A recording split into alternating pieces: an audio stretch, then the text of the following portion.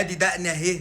ادي دقنا اهي. لو الزمالك كسب سموحه النهارده بالتشكيله دي انتهت حلول الارض يا جماعه. خلاص يعني احنا النهارده بنلعب على مستقبلنا كله، يا تكسب وتتبسط وترجع الحياه تاني، تخسر كل حاجه وتتجنن وتمشي في الشارع بتكلم نفسك. تشكيل الزمالك لمباراه سموحه: مهدي سليمان في حراسه المرمى، محمد ابراهيم، حسام عبد المجيد، محمد اسماعيل، محمود بنتايج، كلام محترم جدا لغايه دلوقتي، محمد شحاته واحمد فتوح وعبد الله السعيد. توقع دول في نص الملعب. تغيير واحد في خط الهجوم، وبدل بيزيرا يبقى على الدكه وينزل مكانه ادم كايد. اكيد هيكون في روتيشن في الملعب بشكل يعني عشوائي، مش هتقدر ان انت ترصه في خطه او تقدر ان انت تقول ان ادم كايد هو بيلعب وينج يمين او كده. لا، اعتقد ادم كايد هيكون ناحيه الشمال، دباغ هيكون ناحيه اليمين لانه بيجيدها بشكل احسن، وناصر منسي اتوقع بقى هيكون مهاجم، وممكن يحصل روتيشن زي ما احنا عارفين.